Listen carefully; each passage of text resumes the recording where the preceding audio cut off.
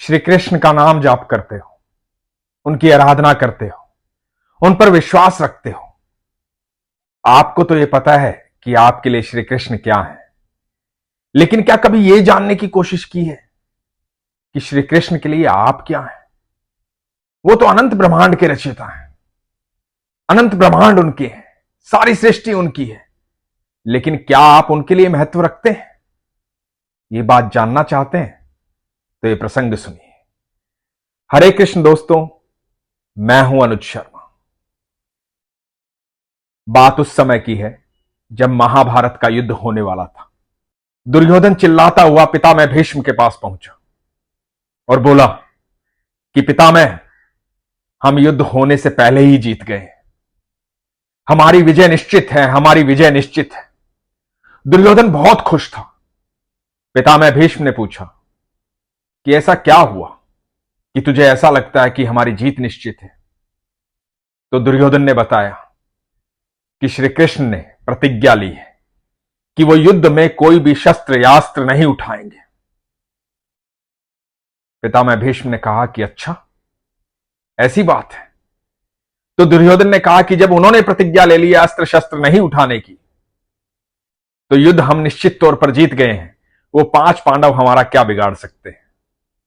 पितामह भीष्म ने कहा कि मैं भी इसी क्षण प्रतिज्ञा लेता हूं कि मैं भी श्री कृष्ण से अस्त्र उठवाऊंगा।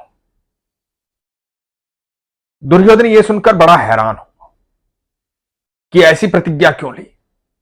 और पितामह भीष्म के बारे में सब जानते हैं कि उनकी प्रतिज्ञाएं अखंड होती हैं, उन्हें कोई नहीं तोड़ सकता है।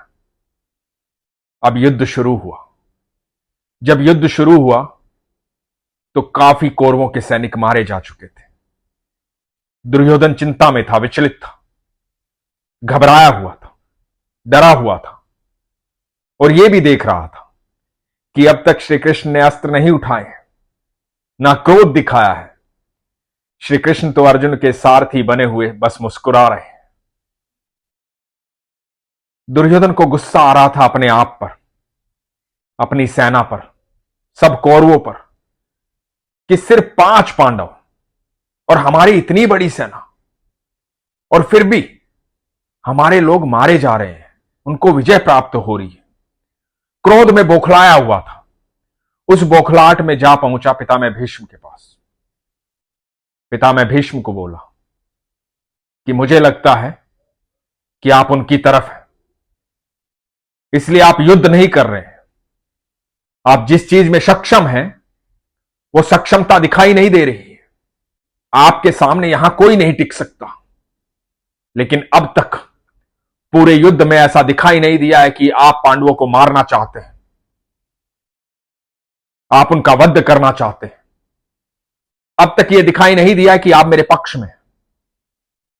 दुर्योधन ने पितामह भीष्म को भड़काया। पितामह भीष्म को इस बात पर क्रोध आया। पितामह भीष्म ने सारा जीवन हस्तिनापुर को दिया था। कोई यह कहे कि उन्होंने विश्वासघात किया है तो वो कैसे सहन करेंगे?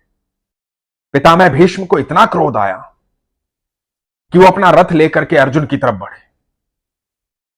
बौखलाए हुए थे, क्रोधित थे, अर्जुन की तरफ बढ़ते जा रहे थे, तीरों की बारिश करते हुए जा रहे थे। ऐसा लग रहा था आज युद्ध समाप्त हो जाएगा, सब कुछ तहस नहस हो जाएगा। भीष्म बहुत क्रोध में थे, लगातार अर्जुन पर तीरों की बारिश कर रहे थे। इधर अर्जुन मोहपाश में बंधा हुआ था। याद आ रहा था किस तरह पितामह भीष्म ने उंगली पकड़कर चलना सिखाया है, किस तरह गोदी में खिलाया है। अर्जुन भावुक हो रहा था। क्षण भर के लिए भूल गया था कि वो युद्ध भूमि में है। अपने पितामह पर कैसे तीर चलाए समझ में नहीं आ रहा था। भगवान श्री कृष्ण ये सब देख रहे थे। पितामह भीष्म तीर चलाते गए। अर्जुन थोड़ा बहुत जवाब देता रहा। धीरे धीरे पितामह भीष्म उग्र हो गए। अर्जुन को परास्त करने की पूरी तैयारी हो गई। लगातार तीर पर तीर चल रहे थे। अब अर्जुन जवाब देने में सक्षम नहीं रहा था। अर्जुन के तीर किसी काम नहीं आ रहे थे। ऐसा लग रहा था कि आज अर्जुन बचेगा नहीं। पितामह भीष्म का क्रोध सब देख रहे थे। सारा युद्ध एक तरफ था और पितामह भीष्म एक तरफ थे। पितामह भीष्म ने अपना ब्रह्मास्त्र निकाल लिया। ब्रह्मास्त्र निकालने के बाद यह निश्चित हो गया था कि आज अर्जुन नहीं बचेगा, युद्ध यहीं समाप्त हो जाएगा। भगवान श्री कृष्ण से यह देखा नहीं जा रहा था किस तरह से अर्जुन परास्त हो रहा था। भगवान श्री कृष्ण ने एक रथ का पहिया उठाया और दौड़ पड़े पितामह भीष्म की तरफ। जैसे ही भगवान श्री कृष्ण ने रथ का पहिया उठाया, पितामह भीष्म की तरफ दौड़ने लगे। पितामह भीष्म ने अपने शस्त्र अस्त्र सब छोड़ दिए, रथ से नीचे उतर गए।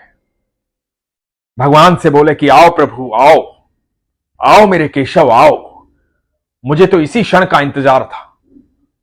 आओ, मैं तो इस बात से अति प्रसन्न हूं कि आप मुझे मारने आ रहे हैं।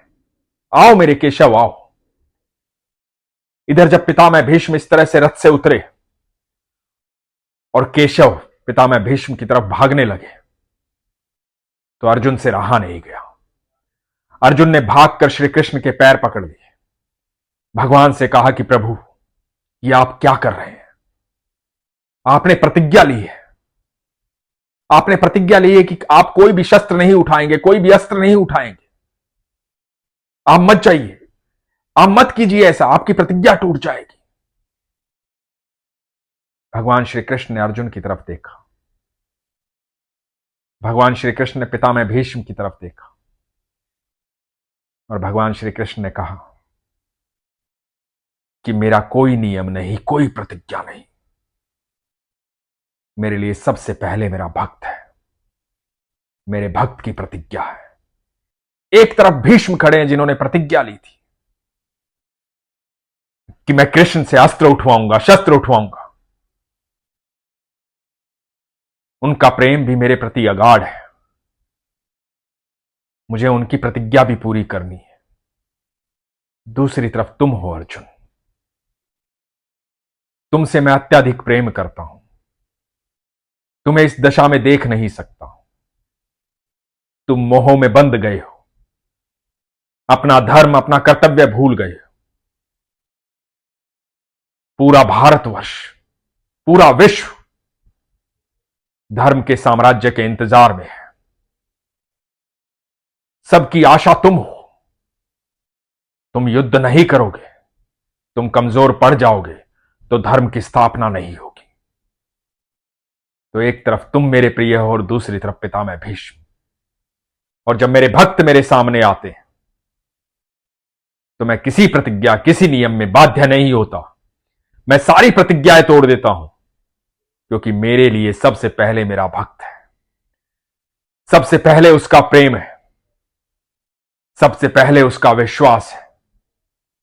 चाहे कुछ भी हो जाए, मैं अपने भक्त का विश्वास नहीं तोड़ता। उसका प्रेम सच्चा होना चाहिए। कहा भी गया है, प्रबल प्रेम के पाले पड़ के प्रभु को नियम बदलते देखा। अपना मान भले टल जाए, भक्त का मान ना टलते देखा। ऐसे हैं मेरे श्री कृष्ण। हम सब जानते हैं कि भगवान श्री कृष्ण हमारे लिए क्या है। आज ये भी जान लिया कि हम श्री कृष्ण के लिए क्या है। जब हमारी सच्ची आस्था, सच्चा प्रेम होता है, हमारा विश्वास प्रगाढ़ होता है, तो भगवान अपने नियमों को तोड़ करके, अपनी प्रतिज्ञाओं को तोड़ करके, विधि के विधान को बदल करके अपने भक्त के लिए आ खड़े होते हैं। यही है श्री कृष्ण। उनके भक्त के प्रेम से, विश्वास से बड़ा उनके लिए कुछ भी नहीं। एक बार विश्वास करके तो देखो। और जो लोग ये कहते हैं ना कि मैं बहुत पूजा करता हूं,